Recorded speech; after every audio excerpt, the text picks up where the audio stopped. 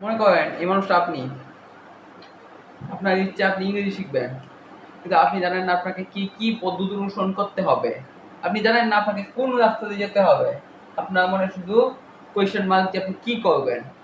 তো আজকেই আমরা এই বিষয় নিয়ে আলোচনা করবো যে আপনি কি কি করলে একজন ইংরেজিতে দক্ষ মানুষে বা পরিণত হতে পারবেন।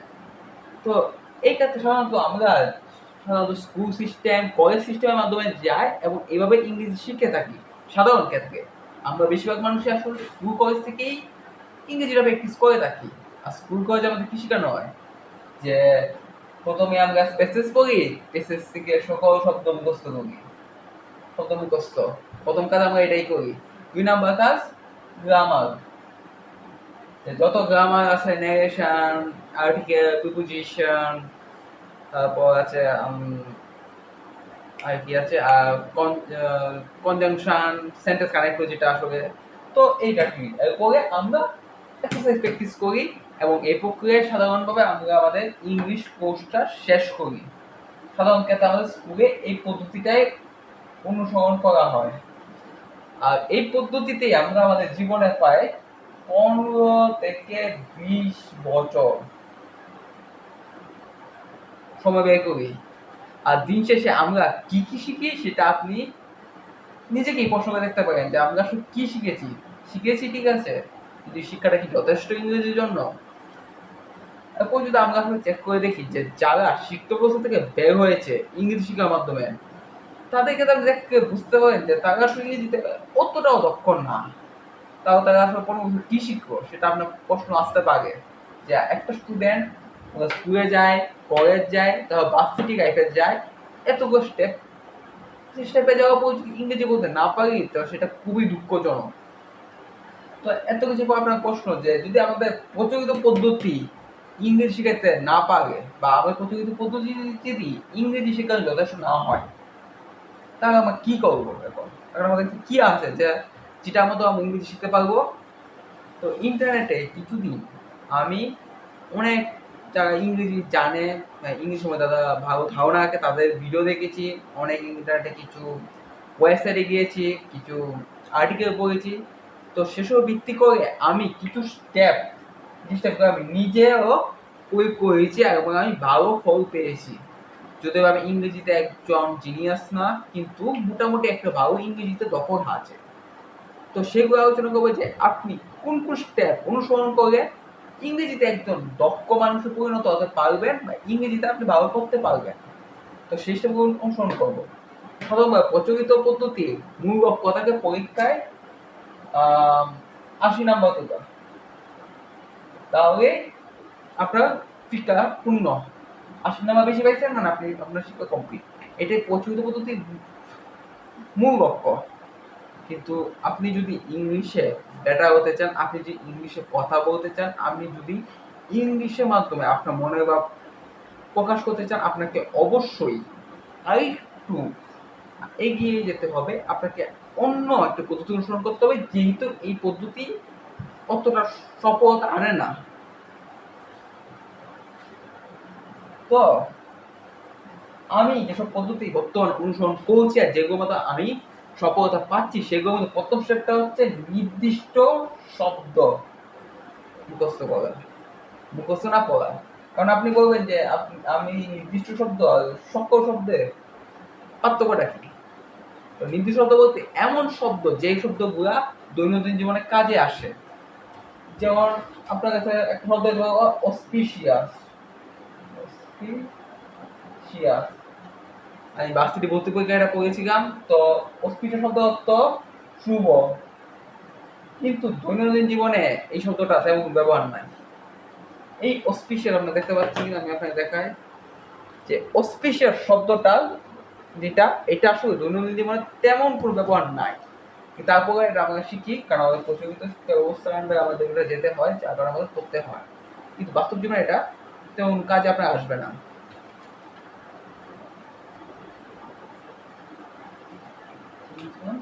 অন্যদিকে আরেকটা শব্দ সাগাটান, সাগাটান শব্দটা এইরকম ঠিক। সাগাটান মামাতে উচ্চারণটা সঠিক হচ্ছে না, কিন্তু আহ, এমন একটা শব্দ আছে যেটা শব্দ হচ্ছে বন্ড, প্রতারক।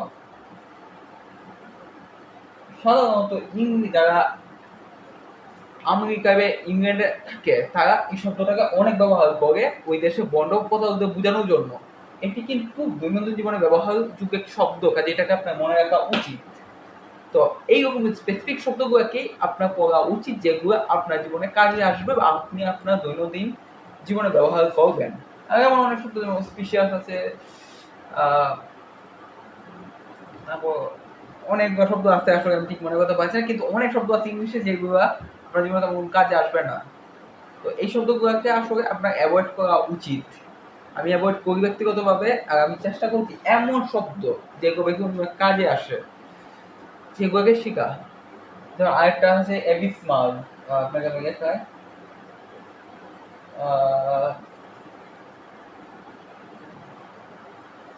এবিসমাল শব্দের অর্থ মারাত্মক, কিন্তু শব্দ আপনার দরকার নাই।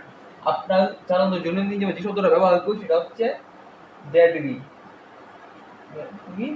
দুটো শব্দ একটাই, মারাত্মক।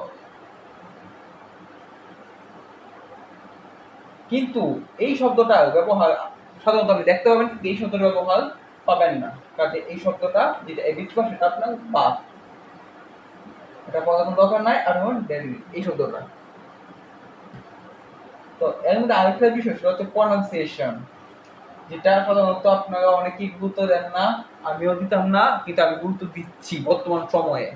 যে প্রনাউন্সিয়েশন, যে এটা কিন্তু ইংলিশে একটা গুরুত্বপূর্ণ একটা অংশ, যে আমরা কিভাবে একটা শব্দ প্রনাউন্স করছি। যেমন আমরা এই শব্দটা এডুকেশন শব্দ উচ্চারণ করি, শব্দটা আমরা উচ্চারণ করি এডু এই অংশটুকুকে, কিন্তু এটা একটা ভুল ইংলিশ প্রনাউন্সিয়েশনের দিক থেকে। কারণ ইংল্যান্ডের মানুষরা বা আমেরিকানরা উচ্চারণ করে এডু, তারা উচ্চারণ করে এডুকেশন, কিন্তু আমরা বলি এডুকেশন। কাজে আমরা যে প্রনাউন্সিয়েশনগুলো ব্যবহার করছি বেশিরভাগ ক্ষেত্রে সেগুলো কিন্তু সঠিক নয়। তো আমাদেরকে সঠিক প্রনাউন্সিয়েশনগুলো জানতে হবে, যাতে করে আমরা ইংলিশে যে কথা বলে যাতে বিদেশিরা সেই কথা বুঝতে পারে। তো প্রনাউন্সিয়েশনের জন্য আমার একটি অ্যাপ, জানুন একটি অ্যাপ আছে যেগুলো আমি ব্যবহার করছি, সেটার নাম হচ্ছে এলসা। এটা আপনারা প্লে স্টোরে সার্চ করে পেয়ে যাবেন। এটার মতো আপনারা প্রনাউন্সিয়েশন প্র্যাকটিস করতে পারবেন। তো আমরা পরবর্তী ধাপে যাই, যে বেসিক গ্রামার। এখন আপনি বলবেন যে উপরে আমাদের শিক্ষা ব্যবস্থার মধ্যে তো গ্রামার আছে, এই গ্রামার তো সেম মনে হচ্ছে আপনার কাছে দেখে যে বেসিক গ্রামার কাছাকাছি, কিন্তু আসলে এটা না। বেসিক গ্রামার শেষে আপনি দেখুন ব্র্যাকেটে আমি লিখছি সেন্টেন্সের জন্য, অর্থাৎ সেন্টেন্সের জন্য যে গ্রামারগুলো কাজে আসবে আমরা শুধু সেই গ্রামারগুলো পড়বো, যেগুলো দরকার নেই সেগুলো বাদ দিব তবে ইংরেজি শিখবো, কিন্তু যদি ইংরেজি কথা বলতে চাই বা ইংরেজি দক্ষ সম্পন্ন হতে চাই তাহলে সবগুলো আমার এত বেশি গুরুত্বপূর্ণ না। এখন আপনি বলবেন যে সেন্টেন্সের জন্য কি কি গ্রামার পড়বো, তো এই ক্ষেত্রে প্রথমেই যেটা আসে সেটা হচ্ছে টেন্স।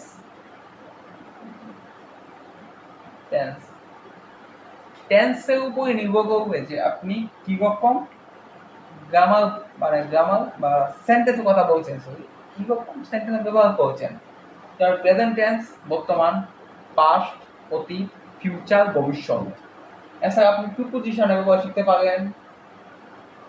প্রিপোজিশন শিখতে আপনি প্রিপোজিশনগুলো সঠিক জায়গায় ব্যবহার করতে পারবেন। এছাড়া আছে রাইট ফর্ম অফ ভার্ব বা ভার্ব। ভার্বটা সম্পর্কে একটু পড়বেন, কারণ ভার্ব অনেক গুরুত্বপূর্ণ একটা বিষয় ইংরেজির মধ্যে। সেটা আপনি রাইট ফর্ম অফ ভার্ব এই ভালোভাবে বুঝতে পারবেন। তো এই বেসিক গ্রামারগুলো আপনার শেখা উচিত। এখন আপনি শব্দ শিখলেন,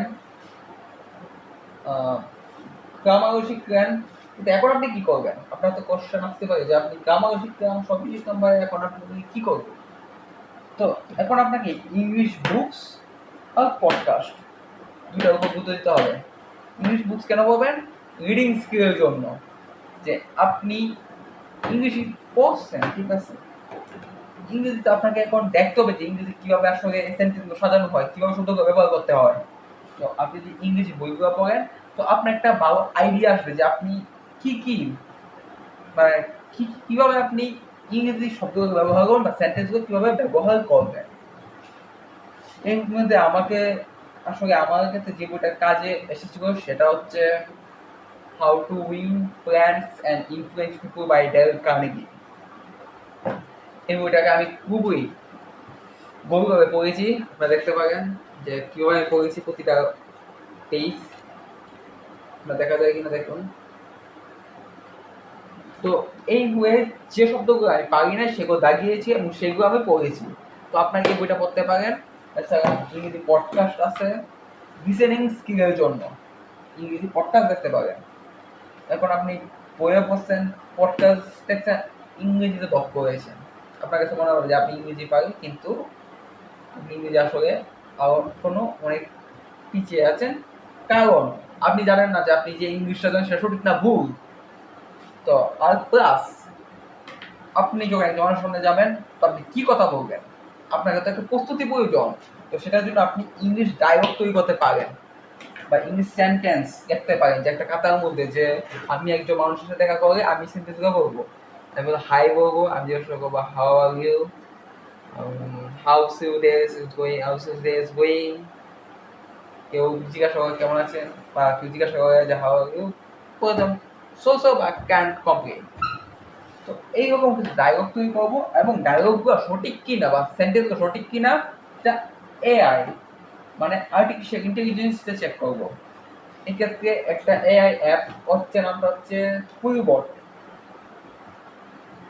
কুইলবট এটা আপনি গুগলে সার্চ করে পেয়ে যাবেন।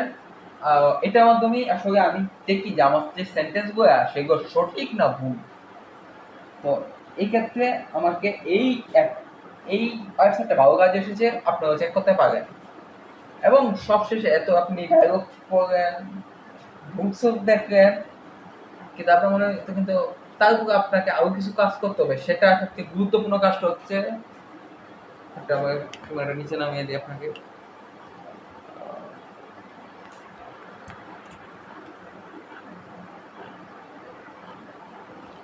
সেটা হচ্ছে ইংলিশ কনভারসেশন।